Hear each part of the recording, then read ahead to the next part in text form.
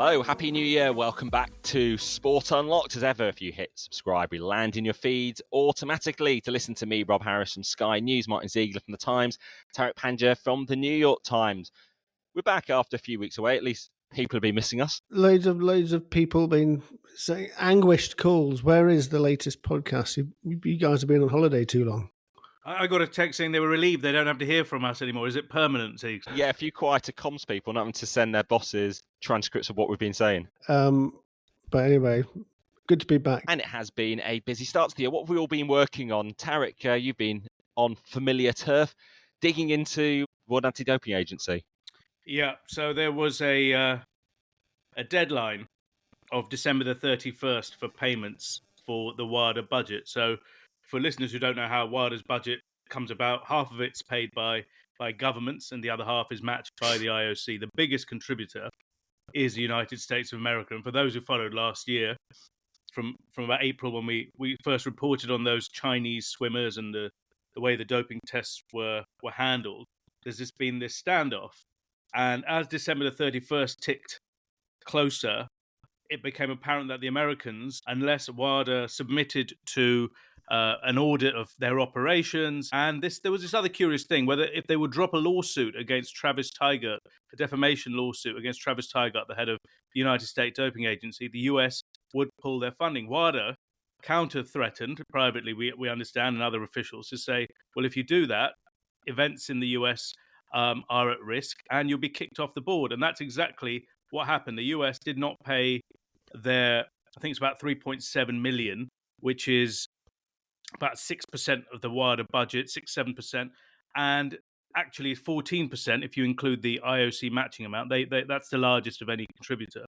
Pull the money. They've been thrown off all of the WADA committees. Dr. Rahul Gupta, the White House official on the WADA board, he's out. And this fight, which has been months long, shows no sign of ending anytime soon. In fact, it seems to have got worse, guys. Do we know if a change of personnel at the White House will alter the relationship with WADA as Trump prepares to take office? That's a really, really important point and a really interesting question. We can't say definitively, but President Trump, in his first iteration, seemed to be showing his disdain for international organizations. Remember his rant about NATO and other countries not contributing. It might be the case that Donald Trump and the Trump regime do not want to fund WADA any longer. And there is a link, because one of those organizations he complained about was the World Health Organization over the alleged cover-up, perhaps, of COVID-19's origins in China. And this row with WADA relates to China as well, and what they might have been covering up over doping cases. Also, Trump, a lawyer who worked very closely with him 4 years ago, was Bill Bock. Bill Bock is the former general counsel of the US Anti-Doping Agency. So I think Trump will be, if any leans anyway, he'll be leaning towards US anti-doping. Already outspoken on this issue, because he was working on this world swimming anti-doping body and was furious. He's written letters over a number of months about how these tests were handled. And if he's got an ear into Trump, if he can speak to Trump or to people around him, I'm sure he'll be making that clear as well. So yeah, it's a really good point. And Bill Bock was on Donald Trump's team trying to challenge election results in 2020. Yeah, that's what I was referring to.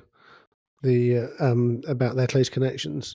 What do you think about this threat about major events being taken away from the US? I mean, we've got the LA Olympics, which is the sort of obvious one, but that's 2028.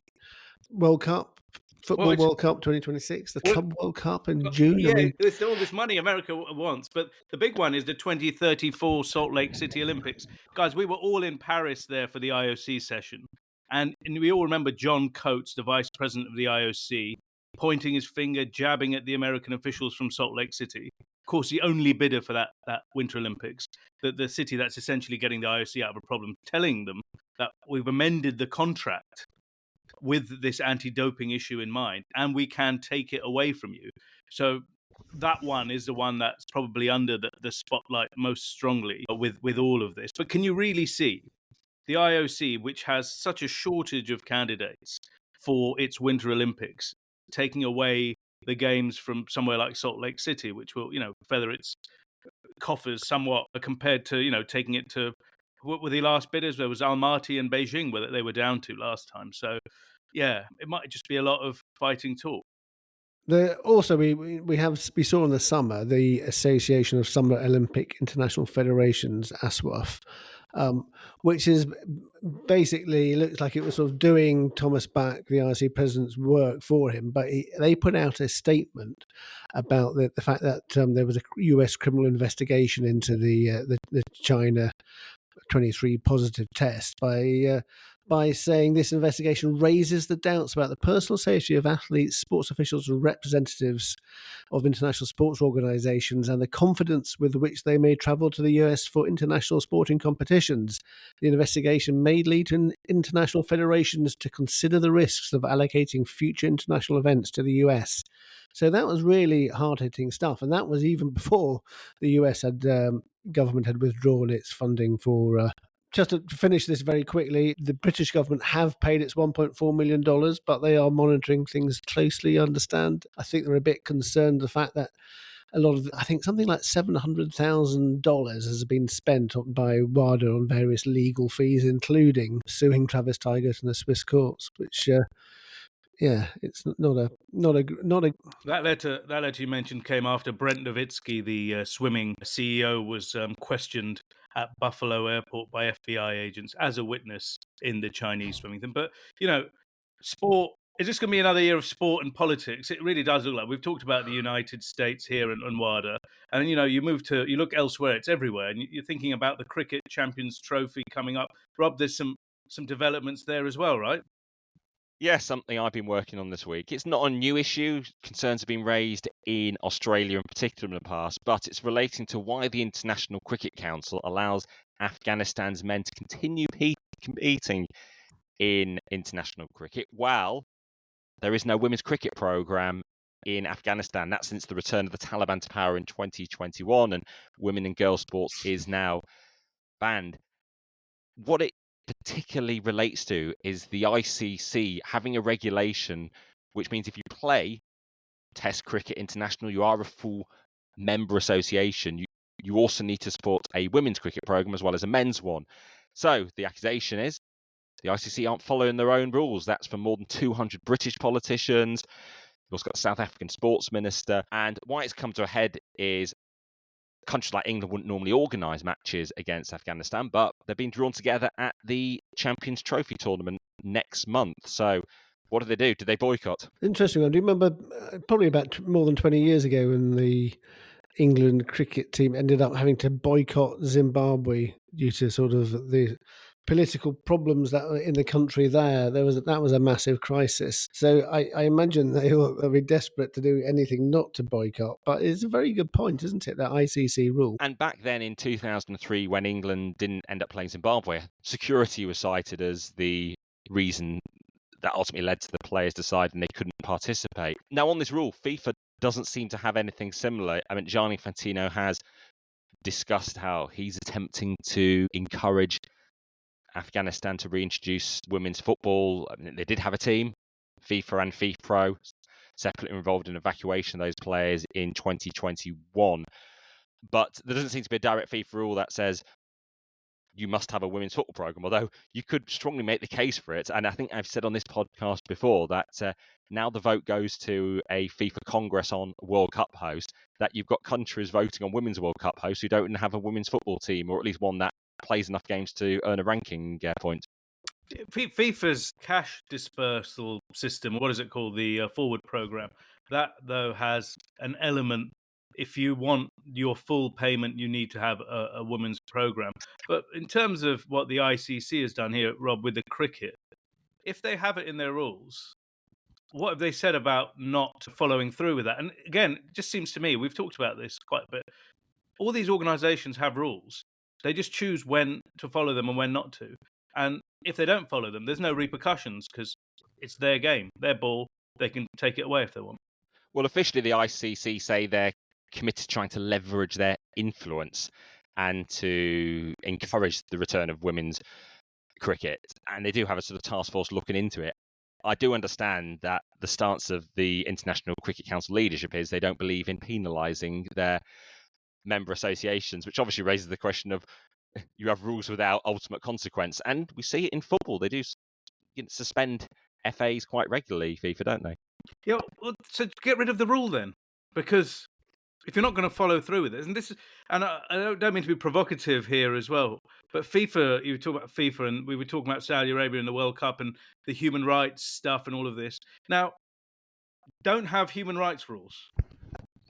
If you do not intend to follow them, don't have them as some sort of kind of feel-good advert for your organization for the moment when you announce these things. But when it comes to the crunch, you really refuse to follow them, because it leads to this situation. FIFA should, in this case of the human rights and the World Cup stuff, maybe say, well, you know what? This is too hard for us. We can't do it. Same as the 100 million that was supposed to go to those workers in Qatar. Their own panel said you should do it, and they've obviously found it too complicated.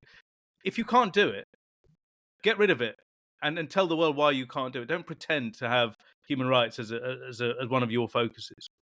It's this term zero tolerance, which doesn't actually apply, because if it did, there would be zero tolerance of any form of discrimination in the countries FIFA, other sports bodies do take part in. But perhaps you need some realpolitik, and you can't be as hardline in keeping those positions.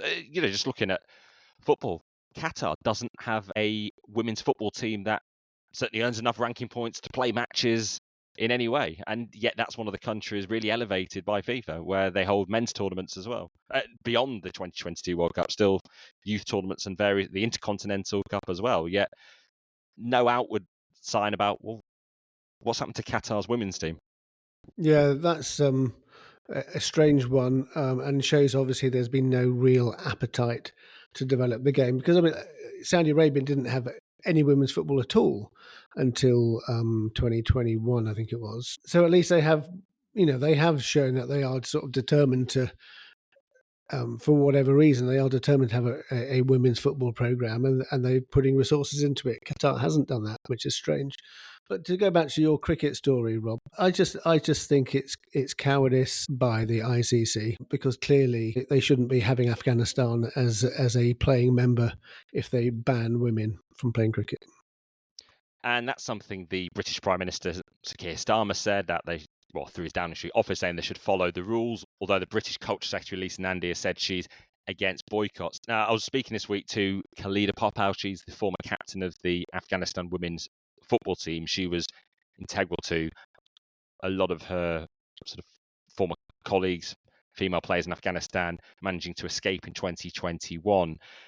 And she was talking about how the men of Afghanistan aren't speaking up. Yes, there are security dangers, where obviously we are three men discussing women's rights, but she's making the point it needs the men to speak up on the Afghanistan men's cricket team as well. It shouldn't be left for women to be the activists calling for change. That's right, but it's interesting. The Afghan women's football team, that's another one. It's always been a core celebre for years, and there was all those efforts to move those players out. That football team doesn't play either, does it, Rob? Well, no, a lot of the players are in Australia. Some came to England as well. I mean, something that has been called for in cricket is to be able to set up a team in exile, like a refugee team for the Afghans, and maybe that's something for football to pursue as well, as we look at the path to qualifying for the 2027 Women's World Cup. But there is still some time to go, because this tournament doesn't start until next month. I mean, there are also issues in terms of India's participation. They don't want to play in Pakistan, do they? Well, that's exactly. So this is a discussion we've had before, because India is so powerful. They now had to change the tournament into two locations, one in Pakistan and another group that we played in Dubai. And then if India and Pakistan end up meeting in the final, they'll have to relocate the final to the United Arab Emirates. That's how much power India have over this organization. In fact, it's run by this guy, Jay Shah, who is the son of the number 2 to Narendra Modi, the Indian Prime Minister. So it's pretty much, under lock and key of India. Martyn, one of your favourite topics, that's how you've been starting the year, isn't it? Premier League rules and what's happening with attempts to limit how much can be paid out by clubs. Yeah, it's all been Premier League rules and the football regulator for me so far this year. Which quite a few years have started with. Yes, so let's work at this. It is now 21, 22, 23, 24, 25. This is the 5th year of talking about a potential football regulator.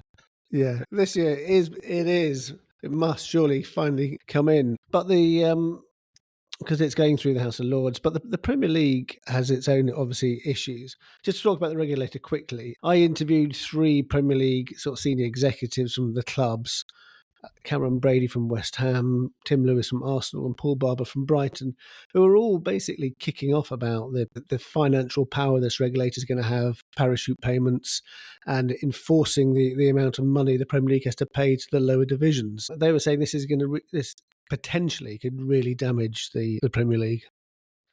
Is this Project Fear approach working? I mean, who was it who threatened denying funding to women's football or reducing it if the regulator comes in because of the cost of funding the regulator?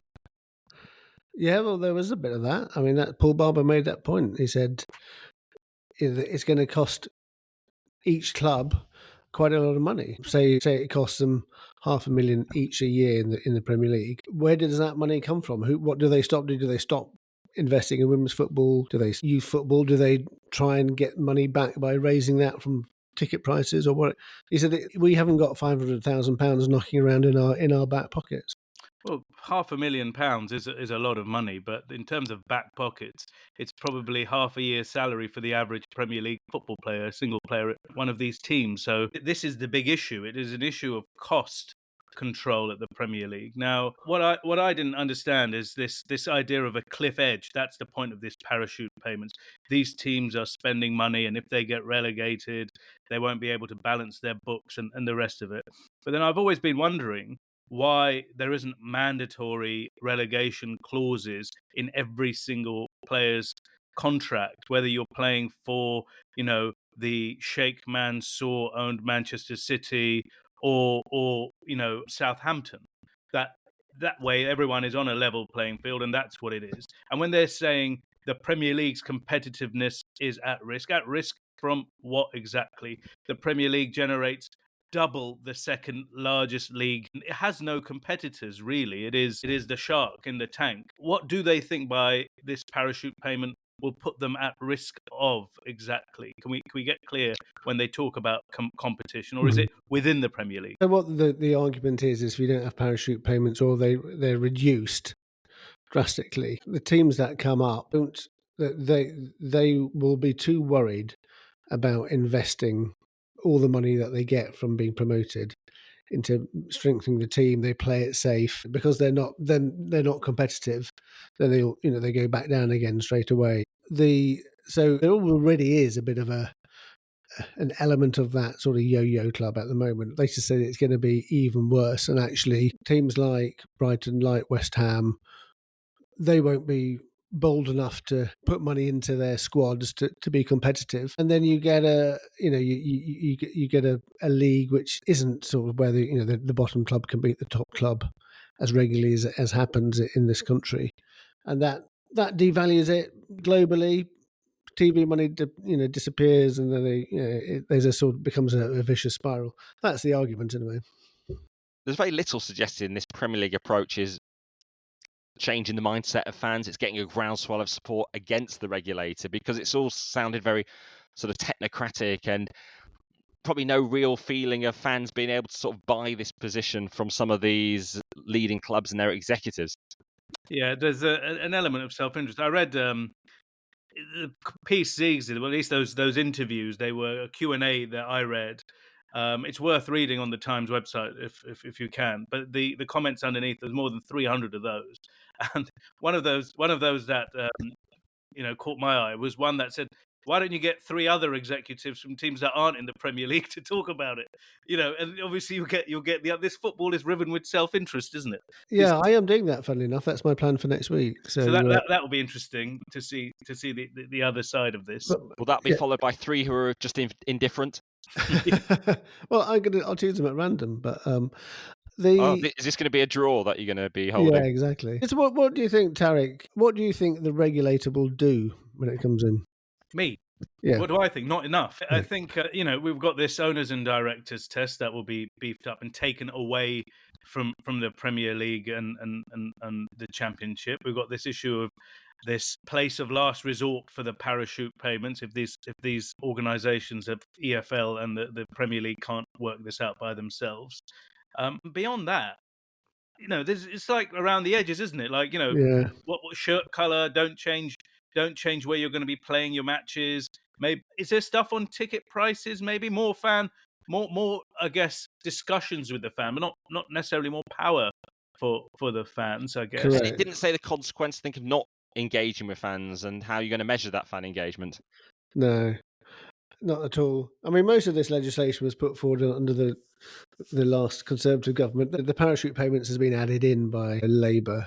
But It seems the Premier League's best hope is perhaps they get Elon Musk on board to fire off a load of complaints, and that would then, force the Premier League's hand. And of course, this being the week when, bizarrely, we had an entire news cycle of will Musk become a Premier League owner. It's the second time we've had this news cycle, because it was 2.5 years ago he posted later, he said jokingly that he's going to look to buy Manchester United. This week it's his dad suggesting that he has an interest in Liverpool. So perhaps if Elon Musk was to become a Premier League owner, that would be the first test of the regulator, and it would be a daily nightmare for the Premier League and all those in the meetings. Yeah, you can imagine it. You can imagine being like firing off posts.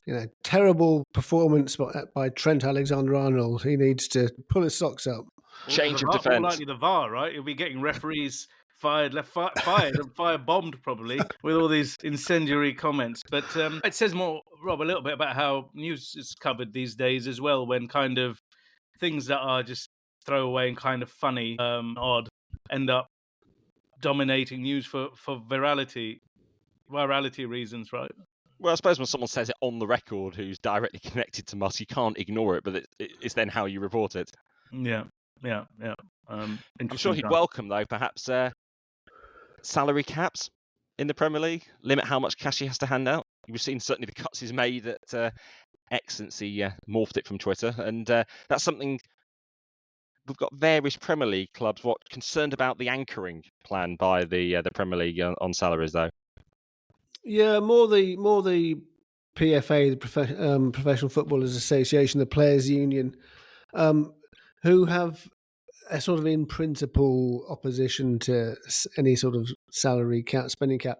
So they've commissioned sort of research from Oliver Wyman, the management consultants, who've come back and said that there is a risk of damaged earning potential of players.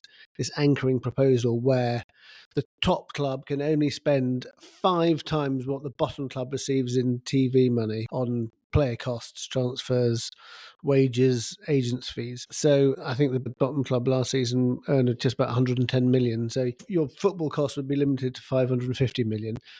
Quite a lot of Premier League clubs want to bring this in as a 4-year trial period starting next season. Manchester United, Manchester City, dead against it, and have kind of united with the PFA to try and block this. And I think if it goes ahead, almost certainly be some kind of legal challenge. So will these players need a second job, Ziegs, if this anchoring goes in, according to the PFA study there? Podcast host. Quite a few players are currently on board with those at the moment. Yeah, I mean, some of them might have to sell a car.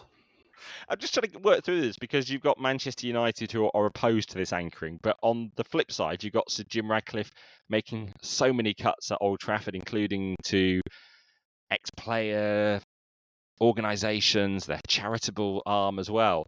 Surely they should want something that mandates them to limit the cost. But on the flip side, they want to spend to try to get back to the top again. I think he's a bit of a libertarian, isn't he, Jim Ratcliffe? He will do what he wants to reduce costs, but he doesn't want anyone telling him, if I make £1 billion, I want to spend up to £1 billion. I don't want to be tied into what Sheffield United is earning. I want to spend what I like, and if I am restricted, that could affect me in compared to Real Madrid, Bayern Munich, whatever. This is the Monaco-based Jim Ratcliffe you're talking about. Well, exactly. He doesn't want to pay his British taxes, and he another indication perhaps of his views on regulation. Of course, Ineos with British operations paying tax. That's very nice of Ineos to pay the taxes to the British Exchequer. One thing that happened just before Christmas was the return of the Super League on the news agenda. certainly faded off very quickly since then, but there was quite a bit of excitement around the new plans, the latest new plans from A22, the Real Madrid-backed entity, and perhaps it says something about the prospect of this happening, the fact it disappeared so quickly off the news agenda. Did the New York Times cover this? That's a really good question. It may have done. If you want to, did I cover it? No, and I'll tell you why if you want. The issue here is it's the same people. Now we've heard all of these different formats. They talked about these three divisions: gold, blue, and yellow, or whatever it was. But the thing that was missing, and has always been missing since the first one collapsed, apart from this Real Madrid link and possibly, basket case Barcelona involved as well, right? This thing is announced. There's no clubs have spoken up in favour of this thing. You mentioned 50 teams. I personally think the reason this thing was announced, and it was in a letter written to UEFA and FIFA as well as the media press release thing, is to now hit all the buttons that the European Court of Justice put in place. So UEFA and FIFA cannot reject this idea. They'll have to say, according to the European Court of Justice, we do give you permission to do something like this. Because if they don't, they're in for a lot of legal pain. And after that, who knows what will happen? But it just seems like, this is just another element of a legal game here. I mean, in terms of, is Super League going to happen anytime soon? I really don't think so. We might be wrong, but until like 15, 20 clubs come out again and say, we really want to do this, you don't really have a competition, do you? Well, that is a very good point. There was a sort of thing which followed about a few days after that launch, a story in Marca, the Spanish newspaper, which is sort of quite closely linked to Real Madrid often, saying that Florentino Perez and Gianni Infantino had held talks that were very close, relations are brilliant, they're against the Club World, they're all up for their new Club World Cup. There is this background thing, are Real Madrid, A22 trying to somehow do something with FIFA to help them try and get this Super League across the line? I think it's going to be very, very difficult. We've written in the past, Ziggs, that Gianni Infantino was a secret partner, pushing them along. For the initial one, yeah. For the initial one. And then don't forget, even before that, it was a very short-lived new global clubs organisation that was established at FIFA's headquarters following a meeting of Mr. Perez and Infantino. That involved a couple of South American teams, Real Madrid, some Mexicans, etc. And that was just before the short-lived Super League effort kicked off.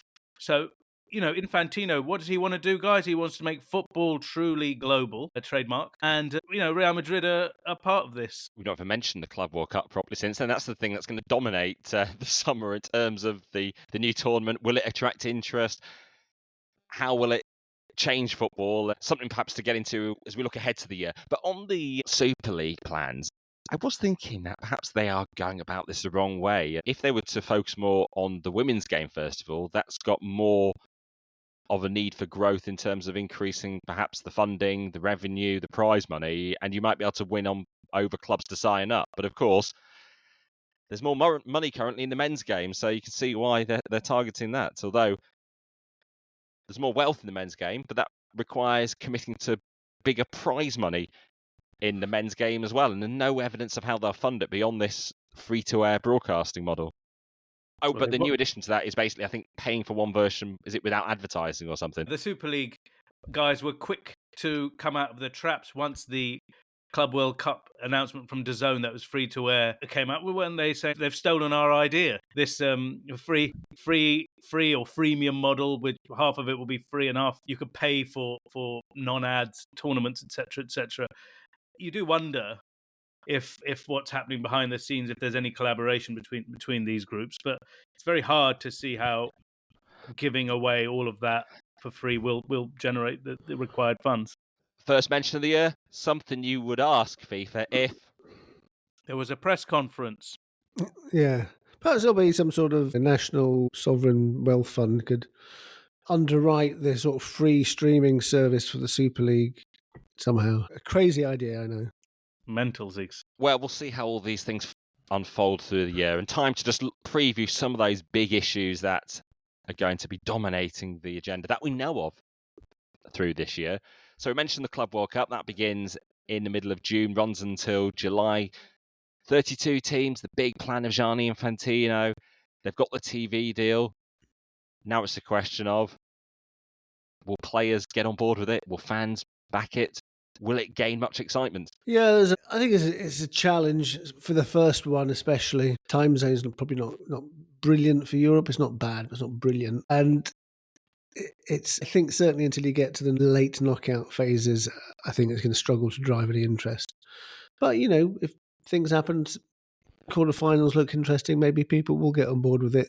But it's a challenge. And I don't think, unless it's sort of sub-licensed to a more accessible platform in many countries. I know DAZN is big in Italy because it has Serie A, but I think certainly talking in the UK, I think it's going to be a struggle to get people involved in it necessarily. What might help it is if some of the big teams don't do well in the group stage, because it will gain more interest in terms of watching potential humiliations, upsets, and the like. Although still in the latter stages, you want big teams reaching the final. You wouldn't want to lesser known teams with players people aren't engaged with in the final, though. Yeah, it requires storylines, doesn't it? Like any good sporting event. On paper, there are too many dull games for the neutral because, this is just a fact of life. If you can't recognise the players or recognise the team names, it's very hard to say, right, I'm going to give up a couple of hours of my day to watch this. But if there are some upsets, that might help. But God, 64 matches, is that right?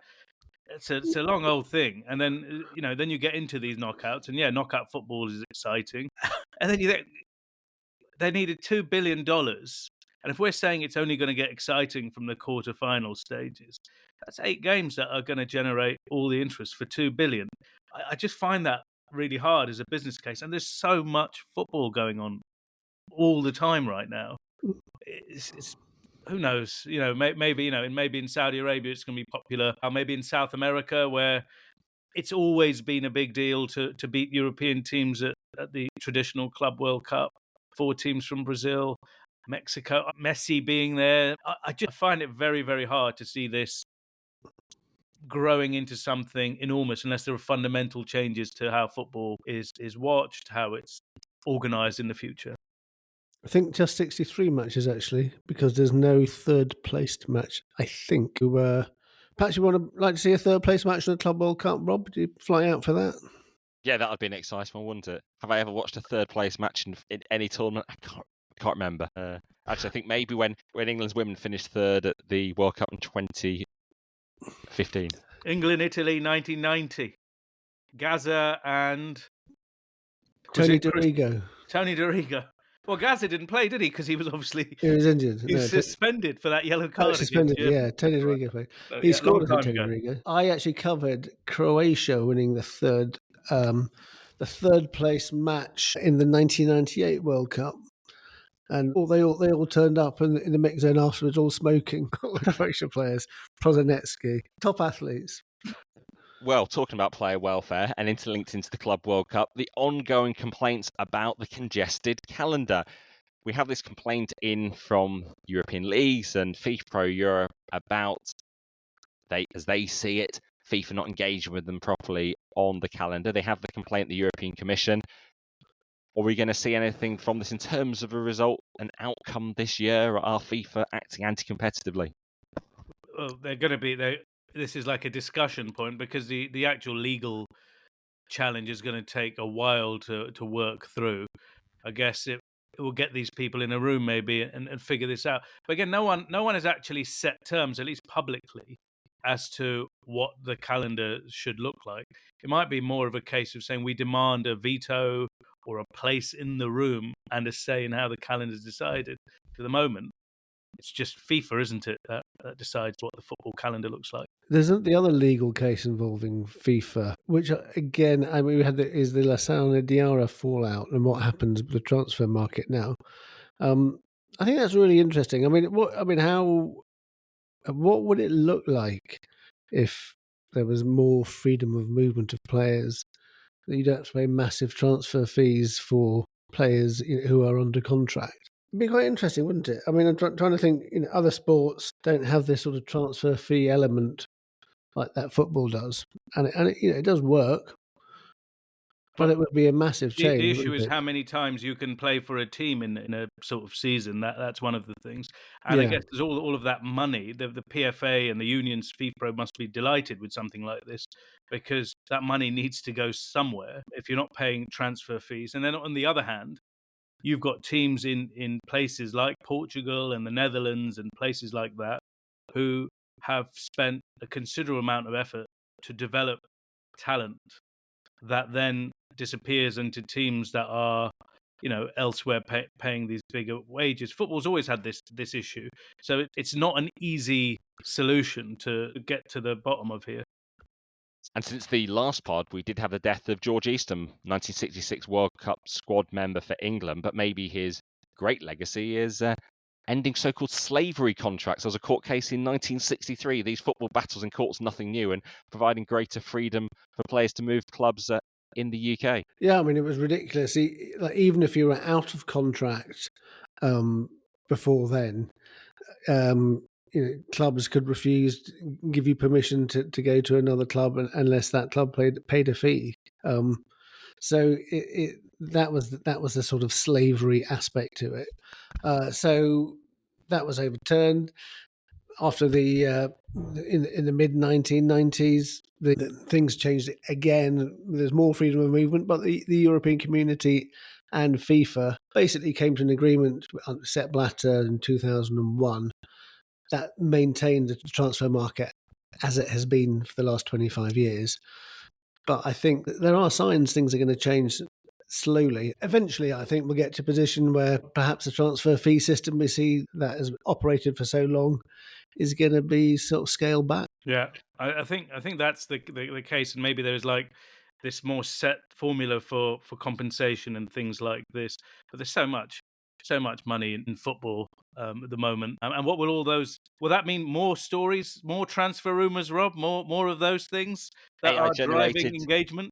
Yeah, AI-generated transfer rumours. Talking about engagement, I think that's going to be one of the things to watch out for through the year. There was, I've got to call them out, Sport Bible, put out a post on X this week indicating Gareth Southgate was in line for a big return to a managerial job. You had to go to the second post, then follow the link. Halfway down the link, it was actually just relating to them looking at some betting odds. Yeah, it is. I mean, the sort of social media, AI media generation, it's just going crazy, isn't it now? I think it's just a fact of life, and people have to sift through for the real quality. And some restrictions lifted on what you can say on social media. Meta this week freeing things up in terms of how they'll be clamping down on perhaps abusive comments. So as we await the Manchester City verdict, things are going to get lively on social media, and that is the big thing. Will the season end with us finally getting a verdict and punishment in the Manchester City case brought by the Premier League, the 130 charges? Well, I think we'll find out the initial verdict in the not too distant future. Could be as soon as before the end of January or February. I don't think we'll get the final outcome of any appeal, probably for, certainly not till next season. Could be another year. But in terms of the initial finding, I think we'll find out. Yeah, looking forward to all of the engagement in the fact-free, moderated, free world we're about to enter following the ruling in the Manchester City Premier League case, whichever way it goes, guys.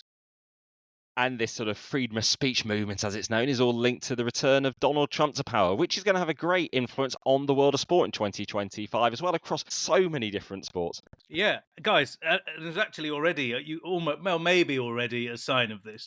So one of the first places Donald Trump appeared after winning his election was at a UFC event at Madison Square Garden, I think on the Saturday after the election.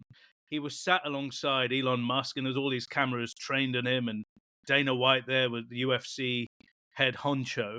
But the person sat to the right of Donald Trump are people who the pod listeners probably are familiar with now, but maybe not the people in the arena. Yasser Al-Rumayyan, the governor of the Public Investment Fund of Saudi Arabia, obviously one of the biggest investors in sport, owner of Newcastle, etc. But it was interesting he was at UFC and Dana White and Mr. Trump, because this week wrote a story about a deal, and Donald Trump likes deals, doesn't he? A deal between seller a unit of the Public Investment Fund. You can see it on the front of Newcastle shirts, an events company. And TKO, which is the company that operates the UFC, that fighting league that Dana White is the impresario of, to create a new boxing championship. And that could be announced soon. This will be a closed league in a UFC format. And again, it's bringing together Saudi Arabia, American officials, businessmen close to Donald Trump. And that could happen